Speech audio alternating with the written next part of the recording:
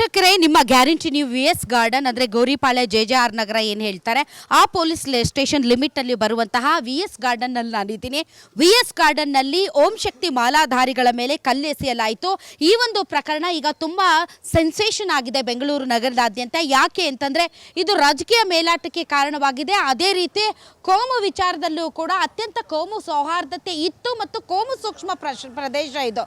ಈ ಹಿಂದೆ ಕೂಡ ಸಾಕಷ್ಟು ಇಲ್ಲಿ ಕೋಮು ಗಲಭೆಗಳು ನಡೆದಿರುವಂತಹ ಉದಾಹರಣೆಗಳಿವೆ. ಹಾಗಾಗಿ ಈ ಒಂದು ಪ್ರದೇಶದಲ್ಲಿ ಯಾವಾಗಲೂ ಕೂಡ ಒಂದಿಷ್ಟು ಸೆನ್ಸಿಟಿವಿಟಿ ಇದ್ದೇ ಇರುತ್ತೆ. ತಾವು ನೋಡಬಹುದು ಆ ಭಾಗ, ಈ ಮಧ್ಯದಲ್ಲಿ ಒಂದು ಗೋಡೆ ಇಲ್ಲಿ ಹಾಕಲಾಗಿದೆ. ಈ ಗೋಡೆ ಆ ಕಡೆ ಬಹಳಷ್ಟು ಮುಸ್ಲಿಂ ಬಾಂಧವರು ನೆಲೆಸಿರುವಂಥದ್ದು, ಈ ಕಡೆ ಹಿಂದೂಗಳು, ಅದರಲ್ಲಿ ತೆಲುಗು ತಮಿಳು ಸೇರಿದಂತೆ ವಿವಿಧ ಭಾಷಿಕರು ಇದ್ದಾರೆ, ಕ್ರಿಶ್ಚಿಯನ್ರು ಮತ್ತು ಹಿಂದೂಗಳು ಇದ್ದಾರೆ. ಸೊ ಈ ಮಧ್ಯೆ ಈ ಗೋಡೆ ಏನಿದೆ, ಈ ಹಿಂದೆ 90ರ ದಶಕದಲ್ಲಿ ಏನು ಹಿಂದೂ ಮುಸಲ್ಮಾನರ ನಡುವೆ ಒಂದಿಷ್ಟು ಟೆನ್ಷನ್ಸ್ ಕ್ರಿಯೇಟ್ ಆಗಿತ್ತು. ಆ ಸಂದರ್ಭದಲ್ಲಿ ಈ ಒಂದು ತಡೆಗೋಡೆ ರೀತಿಯಲ್ಲಿ ಈ ಗೋಡೆಯನ್ನು ಅಂದಿನ ಕಾಲದಲ್ಲಿ ನಿರ್ಮಾಣ ಮಾಡಲಾಗಿತ್ತು.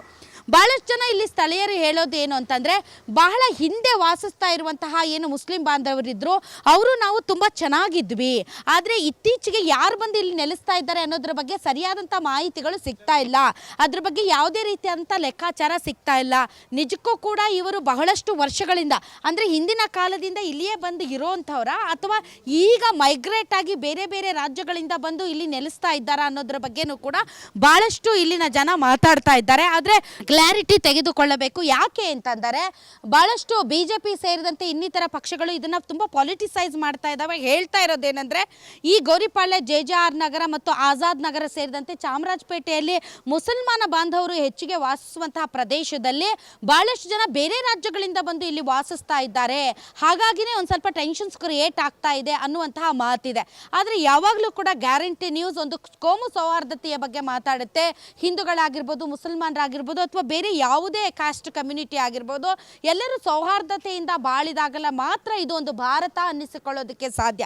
ಈ ನಿಟ್ಟಿನಲ್ಲಿ ನೋಡಿ, ಈ ರಸ್ತೆ ಏನಿದೆ, ಈ ರಸ್ತೆಯಲ್ಲಿ ನಿನ್ನೆ Om Shakti ಮಾಲಾಧಾರಿಗಳು, this is the season, ತಮಗೆ ಗೊತ್ತಿರಬಹುದು ಬೆಂಗಳೂರು ಸುತ್ತಮುತ್ತಲಿನ ಪ್ರದೇಶಗಳಿಗೆ ಈ ಓಂ ಶಕ್ತಿ ಮಾಲೆ ಧರಿಸೋದು ಕ್ವೈಟ್ ಕಾಮನ್. ಹಾಗೆ ನೋಡಿದರೆ ಕರ್ನಾಟಕದ ಇತರೆ ಭಾಗಗಳಲ್ಲಿ ಅಂದರೆ ಉತ್ತರ ಕರ್ನಾಟಕ ಮತ್ತು ಮಧ್ಯ ಕರ್ನಾಟಕ ಭಾಗದಲ್ಲಿ ಈ ಓಂ ಶಕ್ತಿ ಮಾಲೆ ಧರಿಸೋದು ಅಷ್ಟು ಪ್ರಚಲಿತದಲ್ಲಿಲ್ಲ. ಬಟ್ ಈ ಭಾಗದಲ್ಲಿ ತಮಿಳುನಾಡು ಸೇರಿದಂತೆ ಆಂಧ್ರ ಪ್ರದೇಶ ಮತ್ತು ಕರ್ನಾಟಕದ ಈ ದಕ್ಷಿಣ ಕರ್ನಾಟಕ ಭಾಗದಲ್ಲಿ ಓಂ ಶಕ್ತಿ ಮಾಲೆಯನ್ನು ಹಾಕಿಸಿಕೊಳ್ಳೋದು, ಹೇಗೆ ಅಯ್ಯಪ್ಪ ಮಾಲಾಧಾರಿಗಳು ಅಯ್ಯಪ್ಪ ಮಾಲೆಯನ್ನು ಧರಿಸ್ತಾರೆ ಅದೇ ರೀತಿ ಓಂ ಶಕ್ತಿ ಮಾಲಾಧಾರಿಗಳು ತಾವು ನೋಡಿರಬಹುದು ಕೆಂಪು ವಸ್ತ್ರಗಳನ್ನು ಧರಿಸಿ ಕೆಂಪು ಮಾಲೆಯನ್ನು ಹಾಕ್ತಾರೆ ಮತ್ತು ನಿಗದಿತ ಸಮಯದಲ್ಲಿ ಹೋಗಿ ದೇವಸ್ಥಾನದಲ್ಲಿ ಆ ಒಂದು ಮಾಲೆಯನ್ನು ವಿಸರ್ಜನೆ ಮಾಡಿ ಬರ್ತಾರೆ. ಅದೇ ರೀತಿ ಓಂ ಶಕ್ತಿ ದೇವಿಯ ಒಂದು ವಿಗ್ರಹದ ಒಂದು ಮೆರವಣಿಗೆ ಇದೇ ರಸ್ತೆಯಲ್ಲಿ ಹೋಗ್ತಾ ಇತ್ತು. ತಾವು ನೋಡಬಹುದು ಇಲ್ಲಿ ಒಂದು ಅಯ್ಯಪ್ಪ ಸ್ವಾಮಿ ಮಾಲೆಯನ್ನು ಧರಿಸೋದಕ್ಕೆ ಬೇಕಾಗಿರುವಂತಹ ಒಂದು ಶೆಡ್ ಇದೆ. ಇಲ್ಲಿ ಅಯ್ಯಪ್ಪ ಮಾಲಾ ಧರಿಸಿರುವಂತಹ ಯಾರು ಮಾಲಾಧಾರಿಗಳಿರ್ತಾರೆ ಅವ್ರು ಬಂದು ಇಲ್ಲಿ ಪೂಜೆ ಭಜನೆ ಸೇರಿದಂತೆ ಇಲ್ಲಿ ರಾತ್ರಿ ಹೊತ್ತು ಮಲಗೋದು. ಯಾಕೆ ಅಂತಂದರೆ ಸಾಂಸಾರಿಕ ಸುಖಗಳಿಂದ ತ್ಯಾಗವನ್ನು ಮಾಡಿ ಅಯ್ಯಪ್ಪ ಮಾಲಾಧಾರಿಯನ್ನು ಆಗಿರ್ತಾರಾದ್ದರಿಂದ ಅವರು ಮನೆಯಿಂದ ಹೊರಗಡೆ ಇರ್ತಾರೆ. ಅಂಥ ಸಂದರ್ಭದಲ್ಲಿ ಈ ರೀತಿಯಾದಂತಹ ಒಂದು ವ್ಯವಸ್ಥೆಯನ್ನು ಮಾಡಿಕೊಂಡು ಇರ್ತಾರೆ. ಇತ್ತೀಚೆಗೆ ಇಲ್ಲೂ ಕೂಡ ಹಿಂದ್ಗಡೆ ಟೆಂಟ್ಗೆ ಬೆಂಕಿ ಹಾಕಿದ್ರು ಅನ್ನುವಂಥ ಆರೋಪ ಕೇಳಿ ಬರ್ತಾ ಇದೆ.